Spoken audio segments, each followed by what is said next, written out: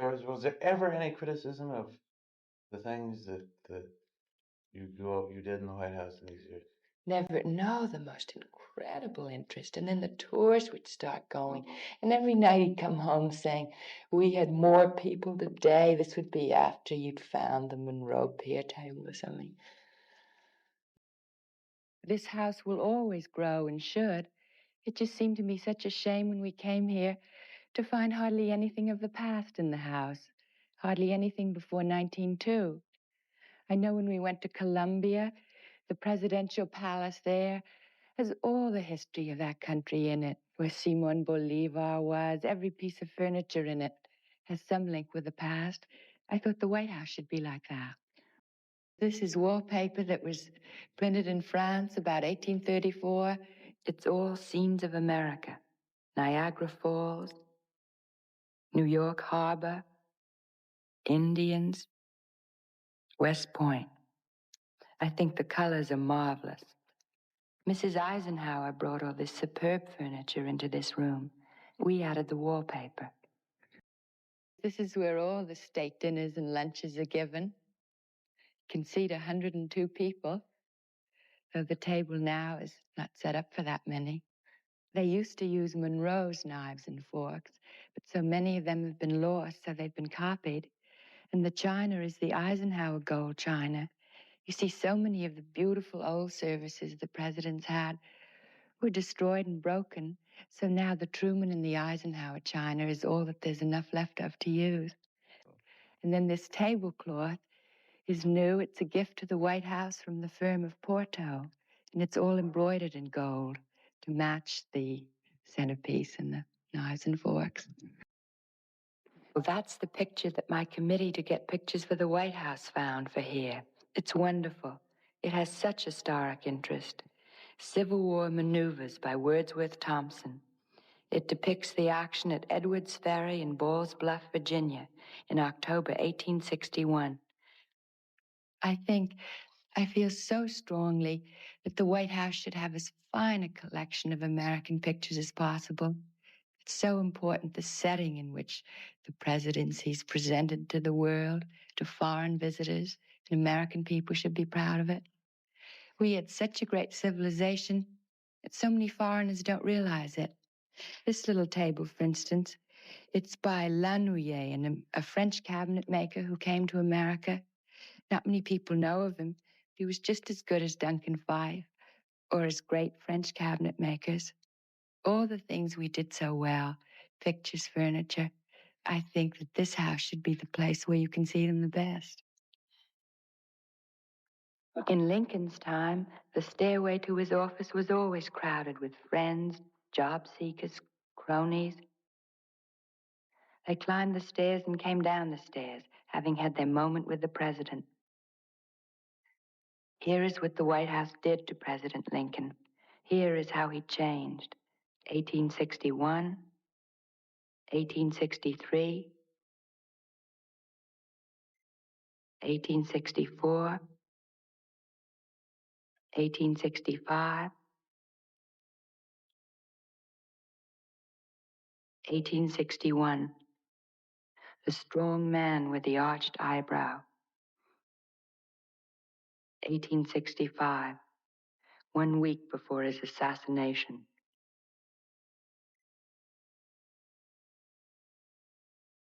And this sofa and the 2 chairs were brought here through the efforts of President Truman. They were sold in that Lincoln sale I was telling you about, that Mrs. Lincoln sold, and they went to England. And then through descendants of the man who brought them there, President Truman got them back from them. We found one at Fort Washington, which is the storehouse, so battered, all the stuffing coming out, but we just thought it looked of the Lincoln period, so we dragged it home, and we found from an engraving that it was. And then out of the blue, a Mrs. Millard Black of Arlington sent us its exact pair. And then a Mrs. Burton Cohen from New Jersey sent us some Victorian green and yellow Morris velvet, and there was just enough to cover the 2 chairs. So here they are, Lincoln's chairs. The White House television tour he used to watch all the time. He was so sweet the way he was proud of me. And oftentimes and then the guidebook was selling out, he'd always be teasing McNally about it. So he was just so proud. I was so happy that I could do something that made him proud of me. Because I'll tell you one wonderful thing about him. I was never any different once I was in the White House than I was before. But the press made you different. Suddenly, everything that'd been a liability before, your hair, that you spoke French, that you didn't just adore to campaign, and you didn't bake bread with flour up to your arms. Well, Jack never made me feel that I was a liability to him, but I was. And then I was having a baby and couldn't campaign. Then when we got in the White House, all the things that I'd always done suddenly became wonderful. Because anything the First Lady does that's different, everyone seizes on. And I was so happy for Jack, especially now that it was only 3 years together, that he could be proud of me then. Because, it made him so happy. It made me so happy. So those were our happiest years. I was always a liability to him. That everyone thought I was a snob from Newport who had bouffant hair and had French clothes and hated politics. He knew I was being myself and that I did like to stay in the background. I think he appreciated that in a wife. Mm-hmm. And he married me really for the things I was. Madame, le monde entier vous connaît maintenant comme Mrs. Kennedy. Votre nom de jeune fille est Jacqueline Bouvier. Est-ce que Mr. Kennedy a épousé une Française? Non, je suis d'origine française. Ma famille est venue ici au XVIIIe siècle. J'ai passé un an à Paris, à la Sorbonne et l'école du Louvre. J'ai suivi des cours de littérature comparée et un cours à sciences politiques. Vous y retournez de temps en temps? Oui, de temps en temps, j'y retourne. Comment est-ce que vous avez rencontré John Kennedy? Je l'ai rencontré chez des amis communs à Washington. J'habitais là avec mes parents et il était dans le Congrès. Mrs. Kennedy, what changes, if any, have you made in the White House since you moved in? I really haven't made many, Mr. Vanocur, because one can't. It doesn't belong to anyone but to everyone in this country. Yes, but you live here. You certainly have a part of the White House. Doesn't the first family have a right to make some changes in the White House? Well, yes, one can make one's private bedrooms as one wishes. Everything else is under the approval of the Fine Arts Committee, which I think is marvelous. We do gradual things here and there. More to come, but not very much so far. The thing I care about most is to make it more of a museum with more pieces of beautiful furniture that belong to old presidents. There's very little antique furniture here now, and most of what is dates from 1902. The thing is, Thomas Jefferson did the most wonderful thing of putting in beautiful furniture, and the sad thing was the War of 1812 when everything was burned.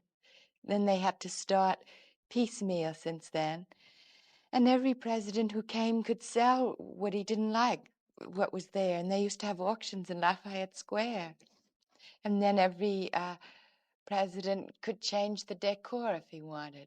Once President Grant had the blue room violet, and Chester Arthur had it robin's egg blue. And finally, that was all stopped at the time of Theodore Roosevelt, 1902. So now one can't change it anymore.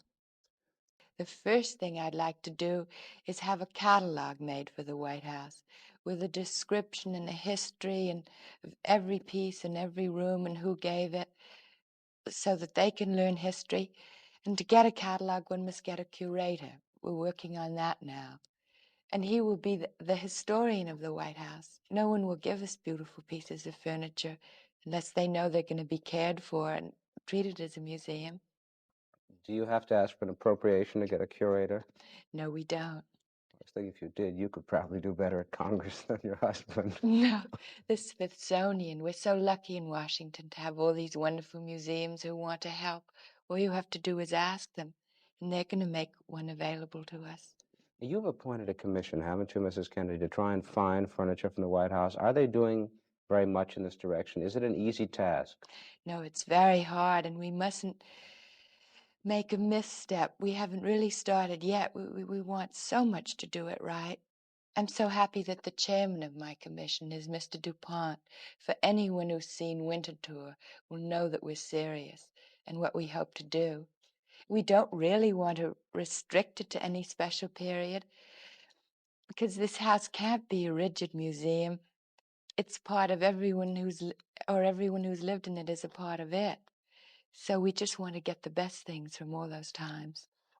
It's really an 18th century house. It was designed in 1792 by James Hoban, who was an Irishman, and he modeled it quite a lot on Leinster House in Dublin. So it is an 18th century house, but it has many things of later periods in it. Do you find the White House is a very good place to raise children? How has your life changed since you come Well, here? it is rather hard with children. There's so little privacy. I don't mind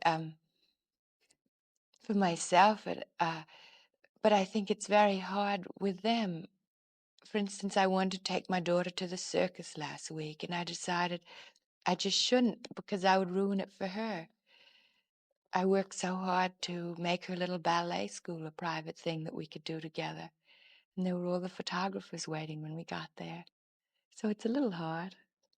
Well, do you really hope, Mrs. Kennedy, that you can achieve this aim? Well, I hoped it was. You rather discouraged me, Mr. Vanocur, but I hope it is, and I'm going to try very hard to do that. Because otherwise, how can I bring up normal children if they can't be treated that way? Do you think that Caroline, for example, who's older than John Jr., has she been changed much by the attention she's gotten? No, because she's still too little. But someday she's going to have to go to school. And if she's in the papers all the time, that will affect her little classmates, and they'll treat her differently. That's what I'm so anxious. We always treat her the same, but it's how other people treat her because they've read about her. Are you going to send her to a school when she reaches kindergarten age? Yes, I will. She must do all the normal things she'd do normally, but I rather hold my breath about that day. Yes, I think it doesn't matter what else you do if you don't do that part well, if you fail your husband and your children. That really is the role which means the most to me, though obviously I have a deep sense of obligation for the others, but that's the one that comes first. It has been more difficult, though, honestly, to fulfill this role. Since we've been in the White House? Yes, ma'am. No, my husband loves a challenge, and I do too. He set me a good example. So let's hope it works out. What do you conceive is your role as the First Lady? Of course, I do have an official role as wife of the president, and I think every First Lady should do something in this position to help the things she cares about. I would hope that when I leave here, I will have done something to help to make, well, in the arts in which I'm so interested, anything to do with children. It's funny, I used to worry about going into the White House. It'll be a goldfish bowl, the Secret Service. I'll never see my husband. Then you found out that, it was really the happiest time of my life. Then he'd always come in before he went over to the office. Come into my room. I'd only be half asleep or else I'd be having breakfast. It was like children waiting for Christmas or something, getting up and getting dressed, and the snowstorm, all the excitement. Then wore the inauguration. And I so badly wanted to see him before the lunch, just to see him alone. I went to a room with all the ladies where they had sherry and coffee, and he was with the men. And I caught up to him in the Capitol, and I was just so proud of him. And there's a picture where I have my hand on his chin, and he's just looking at me, and there really were tears in his eyes. Suddenly a flash came, because I didn't think there was anyone there. And in the papers it said, wife chucks him under chin. I mean, that was so much more emotional than any kiss. Because his eyes really did fill with tears. And I just say, oh, Jack, what a day. Then we got in the car for that parade. Well, not much. Jack saw that all that could have been done. I mean, how really he kept her standing still and gave away stuff. I don't think he thought much of him. Remember Mrs. Nixon, who looked really pretty that day. I thought if you could see she could really be rather New York chic when she wanted. Right. In sort of a black Persian lamb coat and hat. This is just my own sort of psychology. But the Jack so obviously demanded from a woman a relationship between a man and a woman, where a man would be the leader and a woman would be his wife and look up to him as a man. I always thought women who were scared of sex loved Adelaide. So, all these sort of twisted, poor little women whose lives hadn't worked out could find a balm in Adelaide. And Jack made them nervous. Someone said, where do you get your opinions? And I said, I get all my opinions from my husband, which is true. How could I have any political opinions? His were going to be the best. When it was time to start getting dressed, I couldn't get out of bed. I just couldn't move. And so I called up Dr. Travell, just frantic. And she came running over. She had 2 pills, green one and an orange one. And she told me to take the orange one. So I did. And I said, what is it? And then she told me it was Dexedrine, which I'd never taken in my life. But, and I never have again. But thank God, it really did its trick. Because then you could get dressed, and then Jack came, and he came upstairs, and he brought me down to the red room. We all had a toast of champagne, and he liked how I looked, and he said something so nice, and we went off to that ball. There's that wonderful picture of him sort of pointing. It was like Cinderella and the clock striking midnight. I guess that pill wore off.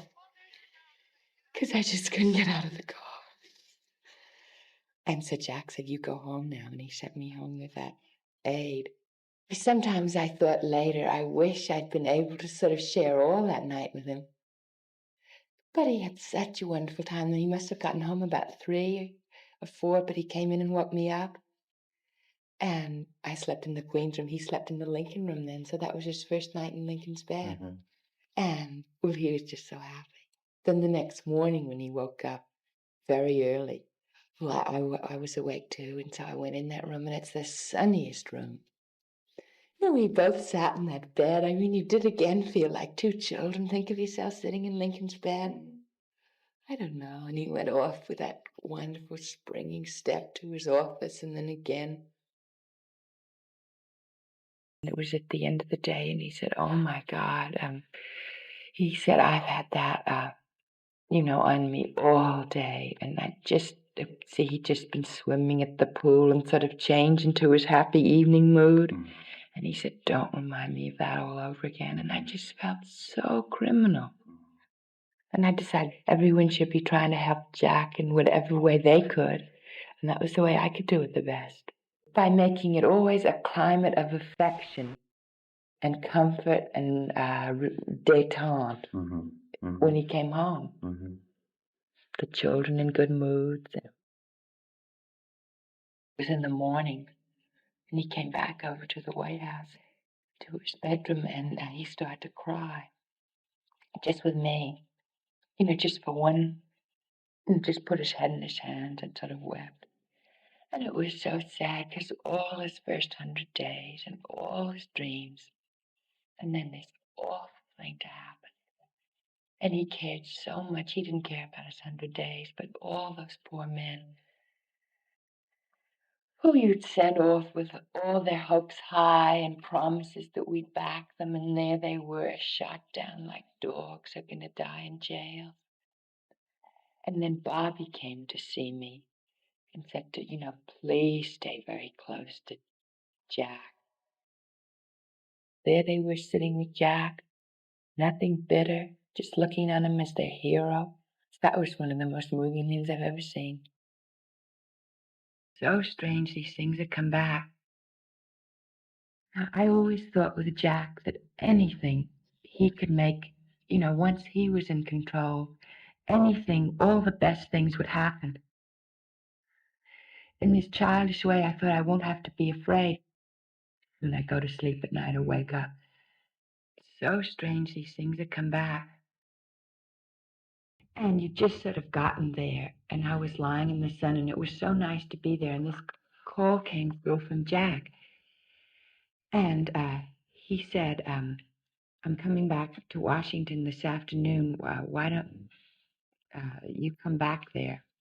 And there were, usually he would be coming down, or I thought he'd be away for the weekend, or he would be coming down on a Saturday, or I would have said, well, why don't you come down here or something?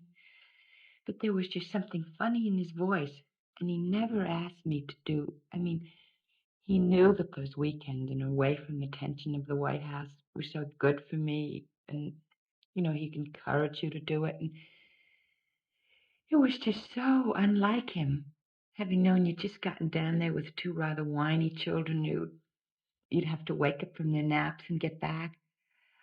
But I could tell from his voice something was wrong, so I didn't even ask. I said, sort of, why? And he said, well, never mind. Why don't you just come back to Washington? So he woke them up from their naps, and we got back there, I suppose around 6 or something. And then I guess he told me, I think that must have been when.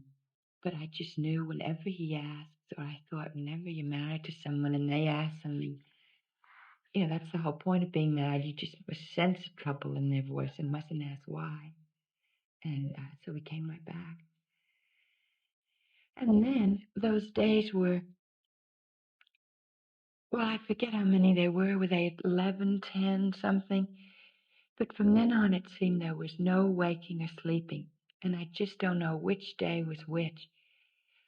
But I know that Jack, he'd said something. I know he told me right away. And some people had said for their wives to go away. And Mrs.